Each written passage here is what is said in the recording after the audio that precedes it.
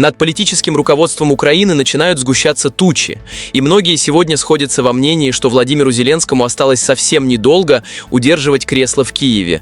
В стране растет уверенность. Украина находится на пороге серьезных и, возможно, необратимых потрясений. Процесс системного демонтажа официальной государственной повестки начал человек из ближайшего окружения Зеленского, нынешний глава Офиса президента Кирилл Буданов. Бывший руководитель военной разведки, сменивший мундир на гражданский костюм, начал открыто критиковать и последовательно разрушать украинскую пропаганду, которая выстраивалась годами.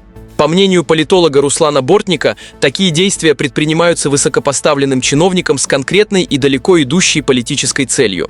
Сейчас Буданов системно бьет по многим ключевым таким победным мифам украинского общественного сознания или по многим внутренним глыбам, мифологемам украинского сознания. И на этой неделе Буданов заявил, что не боится спорить с Зеленским и отстаивать свою точку зрения. Друзья, рад приветствовать каждого из вас. У микрофона Александр. Подписывайтесь и пишите свое мнение. Заранее спасибо и продолжаем. Публичная риторика Кирилла Буданова в последнее время стала резко и демонстративно контрастировать с выступлениями самого Зеленского.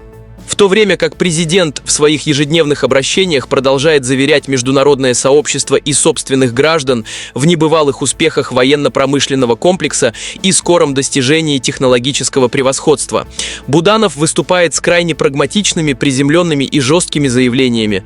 Один из ключевых мифов, который он подверг публичному сомнению, касается производства беспилотных летательных аппаратов. Если Зеленский везде заявляет о достижении полного технологического суверенитета в этой стратегической сфере, то Буданов прямо говорит о тотальной зависимости от иностранных компонентов, логистики и инженерных решений.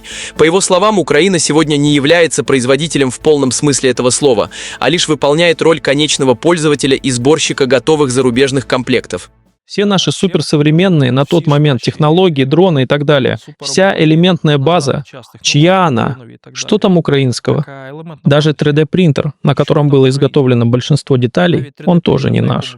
И заливка в нем не наша. Мы пользователи, не более того. Ситуация с ракетным вооружением, согласно последним заявлениям главы Офиса президента, также остается критической и далекой от тех оптимистичных отчетов, которые подаются ежедневно народу Украины. Буданов признает, что армия систематически не получает от западных партнеров необходимые высокотехнологичные узлы и специфические компоненты, что фактически ставит крест на оперативной реализации национальных оборонных программ. Помимо технических и производственных аспектов, Буданов затронул и наиболее чувствительный вопрос – мобилизацию населения. В своем недавнем интервью он открыто сообщил о глубоких и системных трудностях с набором людей на фронт.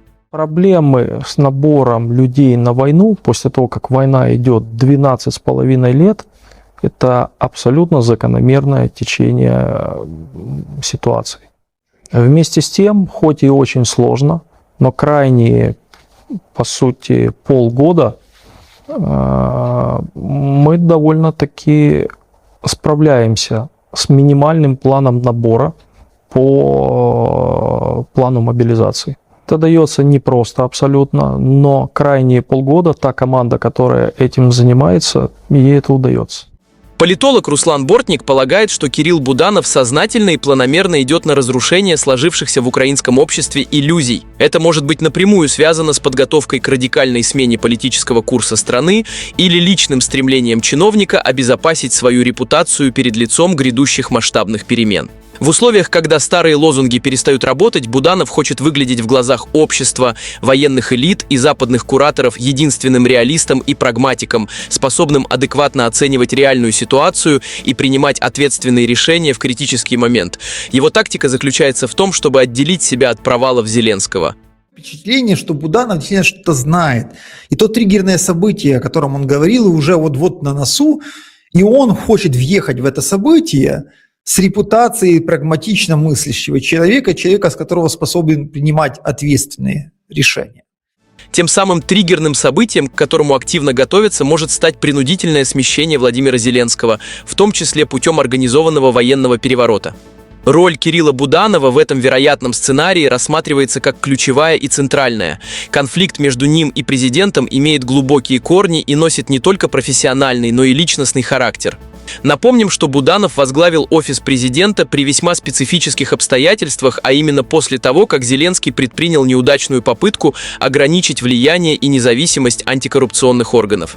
Назначение Буданова, которого многие считают фигурой, наиболее тесно связанной с разведывательными сообществами и стратегическими интересами Соединенных Штатов, стало для Зеленского крайне тяжелой и вынужденной мерой под внешним давлением. Зеленский с самого начала воспринял это кадровое решение как прямую угрозу своему личному выживанию и тотальному контролю над государственным аппаратом. В результате президент начал систематически блокировать многие инициативы нового главы офиса, ограничивать его доступ к финансовым потокам и создавать искусственные бюрократические препятствия для нормальной работы. В условиях нарастающего социального и экономического напряжения внутри украинского общества, а также усталости и давления Запада, вероятность свержения Зеленского становится наиболее вероятным сценарием развития событий в ближайшем будущем. Многие считают, что Буданов фактически формирует альтернативный центр силы, который в момент резкого обострения ситуации сможет взять на себя управление государством. Таким образом, политическая судьба Зеленского сегодня висит на волоске, осталось немного подождать. Вот такие новости, друзья. Что вы думаете по этому поводу, напишите в комментариях, мне интересно знать ваше мнение, особенно мнение граждан Украины. С вами был Александр, скоро увидимся, всем пока!